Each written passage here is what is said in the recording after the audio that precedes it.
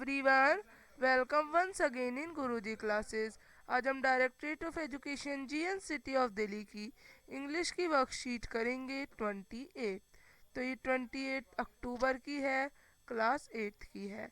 आज हम टेंसेस के बारे में पढ़ेंगे। सबसे पहले प्रेजेंट परफेक्ट कंटिन्यूअस टेंस। तो ये जो है, ये टेंस है that indicate an action which begin eight sometimes in the past and is still continuing, कि जौन सा काम पहले शुरू हो चुका है और अभी तक चल रहा है।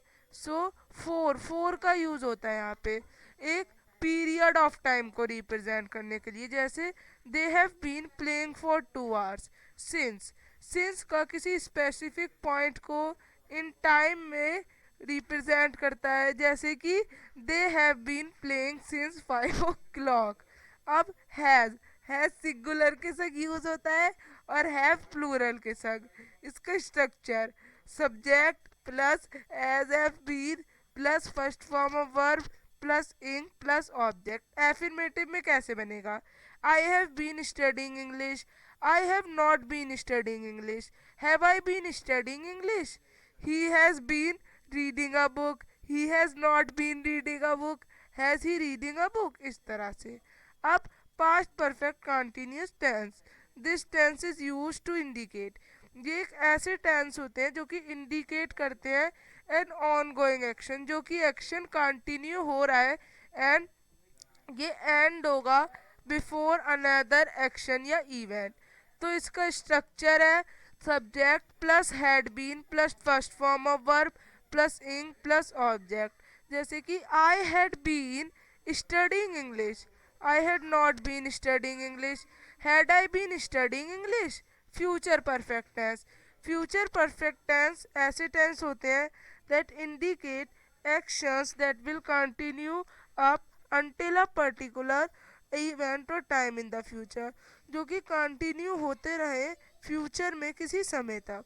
जैसे कि इसके स्ट्रक्चर में हो सकता है shall plus subject plus shall will plus have been plus first form of verb plus ing plus object. यहाँ पे शोल जो है वो आई और वी के संग लगता है, बल्कि बाकी सारे किसके संग लगते हैं? बाकी सारे जो हैं वो हमारे लगते हैं विल के संग। तो ये आपको बता रखा है। Sentence I shall have been studying English, I shall not have been studying English, shall I have been studying English.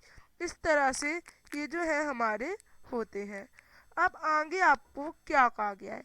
आगे आपको क्वेश्चंस कहे गए हैं कि आपको इनकी करेक्ट फॉर्म लिखनी है। Dash she dash since 7 o'clock। Present perfect. तो has she been cooking since 7 o'clock? At that time he had been writing a novel for 2 months। तो यहाँ पे पास्ट परफेक्ट है, इसीलिए हैड बीन राइटिंग आया। शोल took rest after he dash for 2 hours। तो past perfect में फिर से क्या लगेगा? शोल he Sahil took rest after he had been playing for 2 hours। He dash for 5 hours। Present perfect। तो he has been sleeping for 5 hours। इस तरह से आप ये बनाएंगे। अगला the rain dash by tomorrow. The rain will have been stopping by tomorrow. अब he said that dash here for 6 months। Past perfect। He said that he had been living here for 6 months। Shakshi dash her homework for a week now। Shakshi had not been doing her work for a week now। Had they had out when you called? Past perfect। Had they been going out when you called?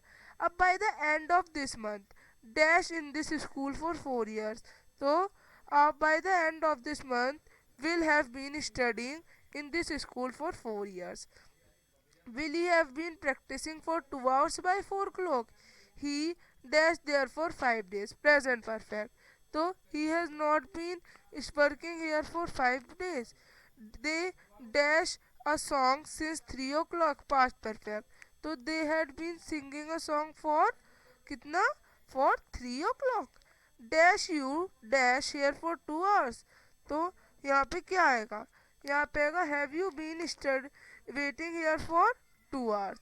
Had they been talking when I was away. तो यहाँ पे past perfect है। अब by 6 o'clock I dash for 3 hours, future में करना है तो by 6 o'clock I shall have been reading for 3 hours।